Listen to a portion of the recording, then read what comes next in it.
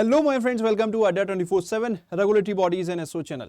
I'm your mentor Veer and I'm here with a very important session for the regulatory and banking aspirants. जी हाँ दोस्तों, आज आपने thumbnail देख ही लिया होगा. That is related to will budget 2025 will be a dream budget. अब इसके पीछे एक टेक्निकल रीजन है. ड्रीम बजट का मतलब कहीं ना कहीं सपनों का बजट से तो रिलेटेड है ही, बट इसके पीछे एक हिस्टोरिकल एंड टेक्निकल रीजन भी है.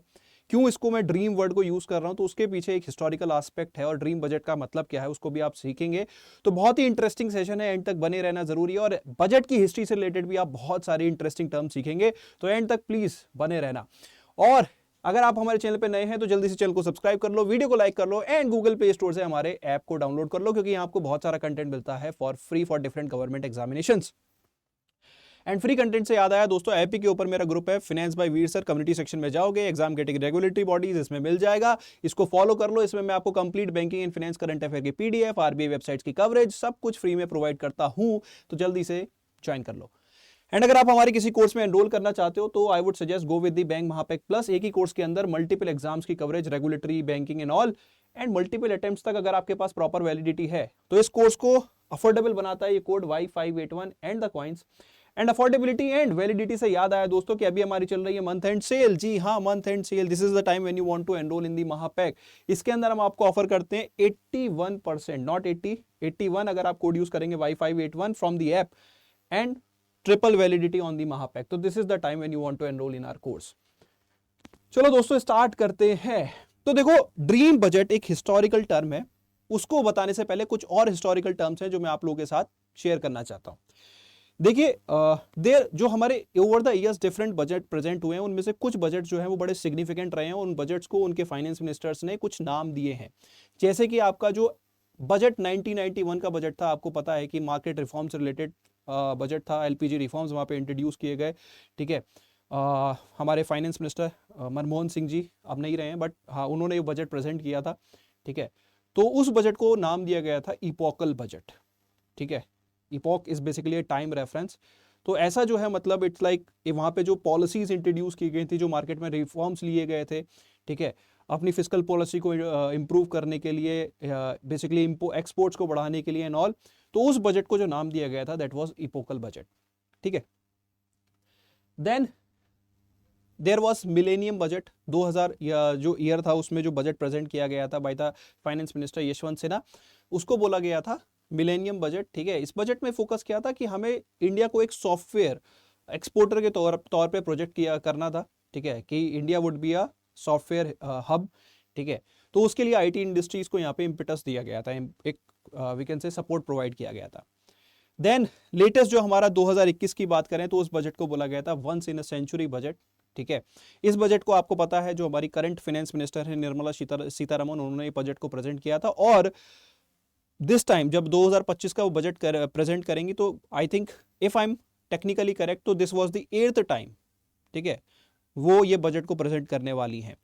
ठीक है, तो ये जो बजट प्रेजेंट किया गया था 2021 में, once in a century budget, इसमें क्या था, इकोनॉमी को, क्योंकि 2020 में जो हमारा कोविड आया था उससे बाद इकोनॉमी को रिवाइव करने पे फोकस था. ठीक है, प्राइवेटाइजेशन पे फोकस था, एक रोबस्ट टैक्स स्ट्रक्चर यहाँ पे हमें बिल्टअप करना था. तो इस बजट को नाम दिया गया once in a century budget. उसी तरह एक बजट आया था आपका 1997 में जिसको नाम दिया गया था ड्रीम बजट, और वो ही कहीं ना कहीं हमारे सेशन से रिलेटेड है. मैं कोई सपनों के बजट की बात नहीं कर रहा था, बट कहीं ना कहीं इस बार के बजट से वो सपने पूरे करने की एक्सपेक्टेशंस हैं. तो वो ड्रीम बजट का जो कंसेप्ट है वो कोई नया नहीं है, वो कोई वीडियो को प्रमोट करने के लिए नहीं है, that is a historical term. ठीक है, तो जो 1997 में जो बजट आया था उस बजट को नाम दिया गया था dream budget.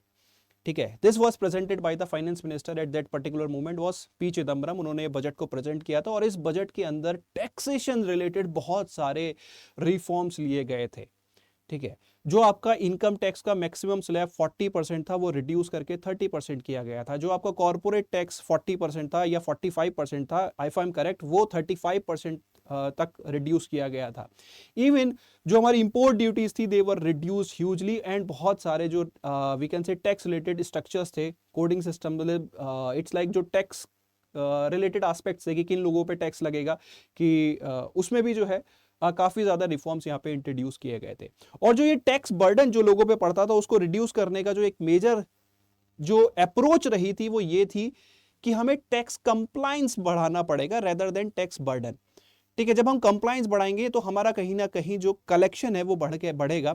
And according to Forbes report, Forbes की एक रिपोर्ट भी आई थी जिसमें उन्होंने ये बताया भी था कि 2018 से after these reforms were introduce 2018 कह रहा हूं 1997 से लेके 2013 तक जो हमारा इनकम टैक्स कलेक्शन था, जो एट द टाइम जब ये बजट इंट्रोड्यूस हुआ था तब 18,700 था, जो कि इंक्रीज हो गया था 2 लाख करोड़ तक। This is not government data, this is according to Forbes. ठीक है, तो कहीं ना कहीं जो ड्रीम बजट है वो हमारे टैक्स रिलेटेड एस्पेक्ट से रिलेटेड है। ठीक है, तो कहीं ना कहीं इस बार के बजट में भी आपने बहुत सारी वीडियोस यूट्यूब पे या इवन बहुत सारे एडिटोरियल्स न्यूज़पेपर्स में देखे होंगे कि इस बार भी बजट में टैक्स रिलेटेड रिफॉर्म्स के बारे में बात बहुत ज़्यादा हो रही है कि यार एक्चुअली में जो मिडिल क्लास है उस पर टैक्स बर्डन बहुत ज़्यादा हो रहे हैं, ऐसा एक परसेप्शन। और है भी, परसेप्शन क्या हुआ यार, I am part of middle class और मुझे लगता है कि कहीं ना कहीं टैक्स ज़्यादा है, तो I would expect finance minister से मैं रिक्वेस्ट करूंगा कि भैया कहीं ना कहीं आप टैक्स में थोड़ा रिलैक्सेशन दीजिए। तो मैं अपनी बात नहीं करूंगा, जो एक डिमांड, एक र्यूमर चल रही है या आप कह सकते हैं कि एक एक्सपेक्टेशन है बजट से कि जो रिलैक्सेशन मिलता है कि शायद जो इनकम टैक्स में 10 लाख तक का स्लैब है, शायद वहां पे हमें या तो मिनिमम टैक्स देखने को मिले या फिर नो टैक्स रिजाइम हमें देखने को मिले। तो ये एक छोटी सी एक्सपेक्टेशन है। इवन जो हायर टैक्स स्लैब्स होंगे उनमें भी थोड़ा सा अगर रिलैक्सेशन मिलता है तो that would be a dream come true. ठीक है, but again these are expectations. देखिए कहीं ना कहीं अगर हम इस समय इकोनॉमी में देखें, जो हमारी इंडस्ट्रीज की रिपोर्ट है, मतलब जो हमारी इंडस्ट्रीज की परफॉर्मेंस है, तो वहां पे एक प्रॉब्लम जरूर देखी गई है कि हमारा जो कंजप्शन पैटर्न है वो डाउन आया है। ठीक है, और कंजप्शन अगर आपको बढ़ाना है तो लोगों के पास इनकम आपको बढ़ानी पड़ेगी, लोगों के पास इनकम बढ़ानी है तो आपको टैक्सेस थोड़े से कम करने पड़ेंगे। और कहीं ना कहीं करंट गवर्नमेंट पे एक ये सिनेरियो तो बन रहा है कि करंट गवर्नमेंट हर जगह टैक्स लगाना चाहती है। ठीक है, we know compliances burden, compliances बढ़ाने होंगे हमें to increase the tax, but थोड़ा सा अगर हम बर्डन कम करें तो हम कहीं ना कहीं इकोनॉमी में कंजप्शन को बढ़ा सकते हैं, that will provide growth to the economy.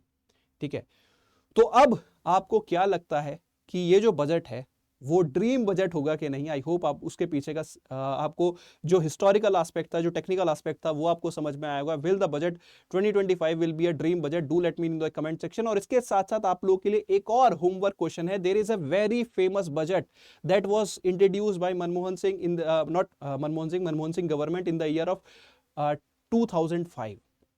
ठीक है, उस बजट का भी बड़ा स्पेशल नाम था और उसको आप बताएंगे कमेंट सेक्शन में। ठीक है, 2005 वो ईयर था जब आपकी मनरेगा स्कीम इंट्रोड्यूस हुई थी, जब आपका आरटीआई एक्ट इंट्रोड्यूस हुआ था, तो बहुत ही स्पेशल बजट है और उस बजट का नाम एक पॉलिटिकल पार्टी से भी रिजेंबल करता है।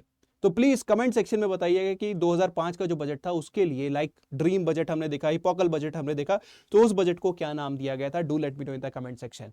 सो इसी के साथ दोस्तों वीडियो करते हैं एंड। बाकी इस तरह की वीडियो अगर आपको पसंद आती है तो चैनल को सब्सक्राइब कर लो, वीडियो को लाइक करो और शेयर करो। देखो दोस्तों, जितना आप हो सकता है, आपका एक लाइक, एक कमेंट हमें बहुत ज़्यादा मोटिवेट करता है और अगर आप शेयरिंग कर दोगे तो दैट वुड बी लाइक एक कंप्लीट इम्पेटस कि यार बहुत मज़ा आया। ठीक है, तो प्लीज़, और इस तरह के इंटरेस्टिंग फैक्ट्स मैं आप लोगों के लिए लेके आता रहता हूँ।